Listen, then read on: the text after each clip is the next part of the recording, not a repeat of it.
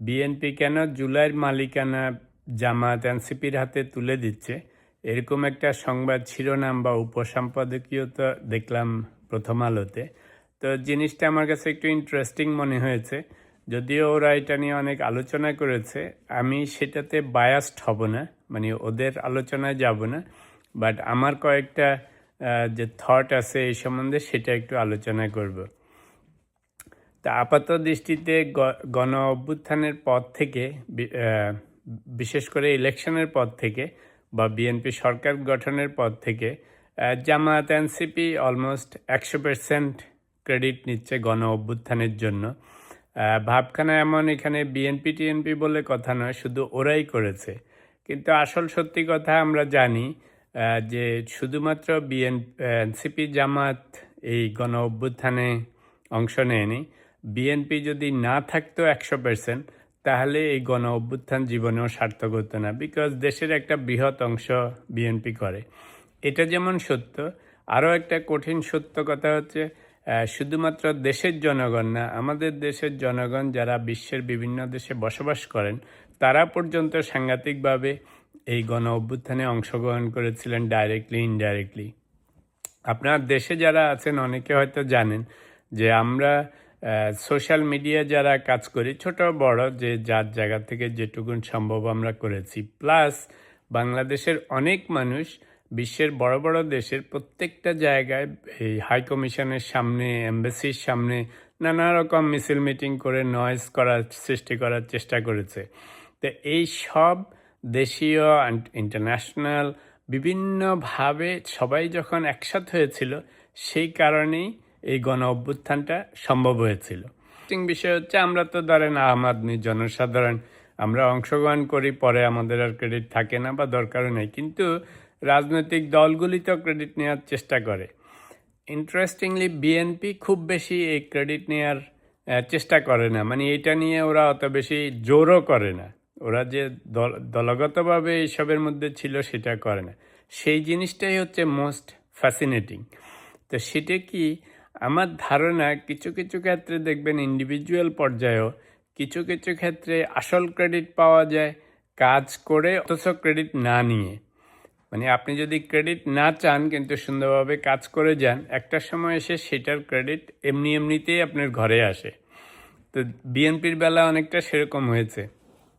এই গণ অভ্যুত্থানের পর থেকে জামাত এনসিপি সারাক্ষণ ভাবখানা এমন, ওনারাই সব কিছু করে ফেলেছেন, দেশের আর কেউ কিছু করে নেই, বিদেশের লোকজন কিছু করে নেই, বিএনপি কিছু করে নেই। তো এরা বসে বসে ব্র্যাগিং করতেছে আর ওনারশিপ নিচ্ছে। অন দি আদার হ্যান্ড আস্তে করে মানুষ দেখেন ইলেকশনের সময় বিএনপিকে ফসল ঘরে উঠায় দিছে। তো আমার ধারণা বিএনপি যেহেতু একটা ম্যাচিওর্ড দল, অনেক দিন ধরে ওরা ক্ষমতায় আছে, ওরা আরও সুদূর প্রসারী চিন্তা করতেছিল যে খালি আজকে লাফালাফি করে ক্রেডিট নিয়ে ট্রফি নিলে তো হবে না, আমাদের আরও সুদূর প্রসারী চিন্তা আছে। ফলে ওরা ক্রেডিটের দিকে না যে ওরা কন্টিনিউটির দিকে নজর দিয়েছে। তো এখন বলবেন যে তাইলে কন্টিনিউটি কি, কোথায় সংস্কার, কোথায় জুলাই সনদ, কোথায় গণভোট, এগুলি নিয়ে জামায়াত এনসিপি লাফালাফি করতেছে, তো এগুলি বিএনপি কেন করছে না? মূল জিনিসটার দিকে যদি নজর দেন, সত্যিকার অর্থে বাংলাদেশে গণতন্ত্রেও কোনো সমস্যা নেই, সরকার ব্যবস্থায়ও কোনো সমস্যা নেই, বাংলাদেশের মানুষেও কোনো সমস্যা নেই। সমস্যা হচ্ছে যারা এই মেকানিজমগুলিকে, সিস্টেমগুলিকে রান করে। চিন্তা করে দেখেন, আমাদের কনস্টিটিউশনে কোনো প্রবলেম আছে? পুলিশ বাহিনীতে এখানে ওখানে কোথাও প্রবলেম। এখন আপনি যদি কনস্টিটিউশনকে আপনার ইচ্ছামতো ইউজ করেন, এটা রোহিত করেন, ওটা বাদ দেন, তাহলে সেটা তো আর কনস্টিটিউশনের প্রবলেম না।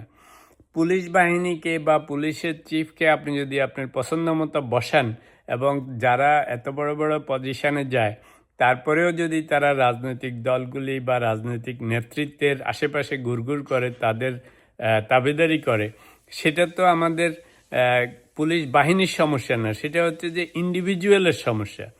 আপনাকে ক্ষমতায় বসানোর পর আপনি যদি ঘুষ, দুর্নীতি এই সমস্ত শুরু করেন, সেটা তো সিস্টেমের প্রবলেম না, আপনার চরিত্রের সমস্যা। তো বিএনপি একটা জিনিস বুঝে গিয়েছে যে সংস্কারের জন্য আসলে মাতামাতি করার দরকার নেই। এক্সিস্টিং যে সিস্টেমগুলি আছে সেগুলিকে যদি সুন্দর করে রান করানো হয় তাহলে আসলে সংস্কারের দরকার নেই। আপনি যদি প্রাইম মিনিস্টার নিজে ঘুষ দুর্নীতি না করে, উনি যদি দেশের যে সমস্ত নিয়ম নীতি আছে সেগুলি পালন করেন, দেশের উন্নয়নের জন্য কাজ করেন, নিজে অ্যাকাউন্টেবিলিটি থাকে, তাহলে তো আপনি তাকে ফলো করে অন্যান্য লেভেলেও আস্তে আস্তে সেই অ্যাকাউন্টেবিলিটি আসতে শুরু করবে। আপনারা দেখেছেন প্রাইম মিনিস্টার যখন সচিবালয়ে যাওয়া শুরু করছে সকাল 9টার থেকে অফিস, এখন সমস্ত লোক 8:30 9টার দিকে অফিসে আসতেছে। উনি রাস্তায় জাম থাকলে বসে থাকেন, এখন অনেকেই লজ্জায় পড়ে হইলেও জামে বসার চেষ্টা করতেছেন। উনি ফ্ল্যাগওয়ালা গাড়ি চলেন না, ফলে অনেকে ওনাকে ফলো করার চেষ্টা করতেছেন। উনি এখানে ওখানে গেলে ভালো চেয়ারে বসেন না। ইলেকশনের আগে বিরোধী দল থেকে শুরু করে সবাই চেয়ার ছাড়া শুরু করে দিয়েছে। ইভেন সেদিন দেখলাম ক্রিকেট বোর্ডের তামিম ইকবালও সিটে বসতেছে না, অন্যদেরকে আগে বসাচ্ছে। তো দেখেন, কাস্টম, কালচার, সিস্টেম এগুলিতে কোনো প্রবলেম নেই, প্রবলেম হচ্ছে সব আমাদের চরিত্রে। তো আমাদের এই যে সংস্কার নিয়ে, জুলাই সনদ নিয়ে, গণভোট নিয়ে, সংবিধান সংস্কার নিয়ে আসলে কিছুই অত ইম্পর্টেন্ট না। ইম্পর্টেন্ট হচ্ছে যারা দেশটা চালাবে, সেটা সরকারি দলে থেকে হোক, বিরোধী দলে হোক।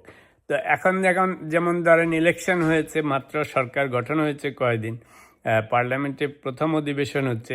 আমাদের বিরোধী দলের আচরণ দেখেন। আপনারা কি ঠিকমতো রাজনীতি করতেছেন?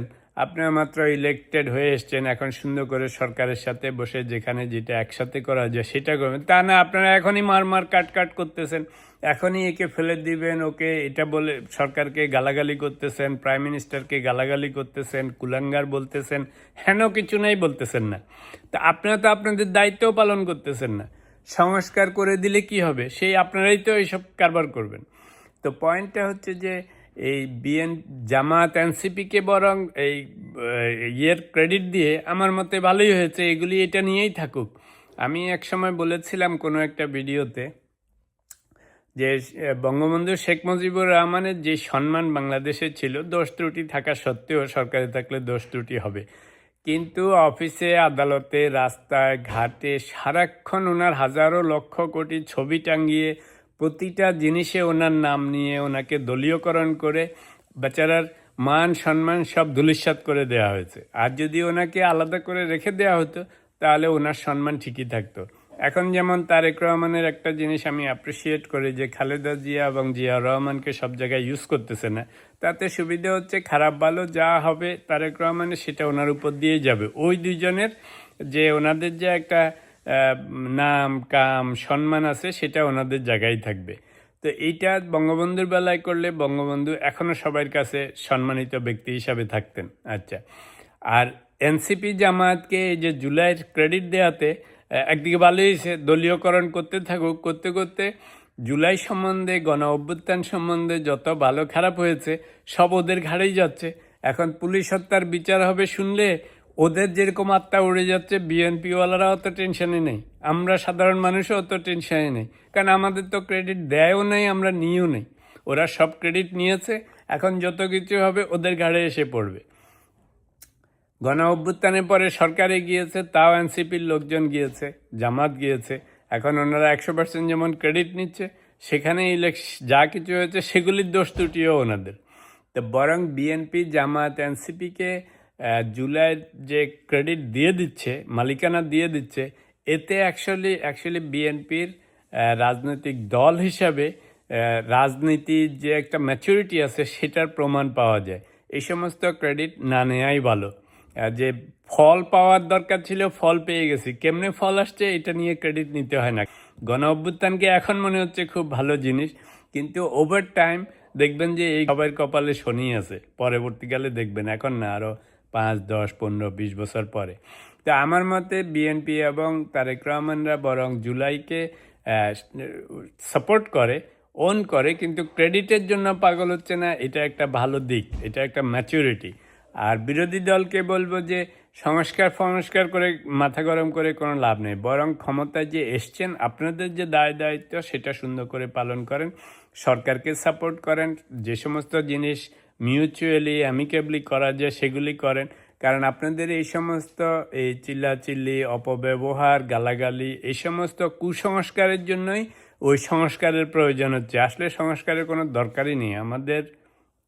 আমাদের যে সরকার ব্যবস্থা, আমাদের যে গণতন্ত্র, আমাদের যে সংবিধান সব ঠিকঠাকই আছে। আপনারা ঠিকঠাক মতো সরকারি দল আর বিরোধী দল যদি বিহেভ করেন, অ্যাকাউন্টেবল হন, নিজেদের সুবিধার জন্য কাজে না লাগান, ঘুষ দুর্নীতিতে অংশ না গ্রহণ করেন, ক্রাইম করাপশন না করেন, তাহলে সংস্কারের মোটে কোনো দরকারই নেই, সব ঠিকঠাকই আছে।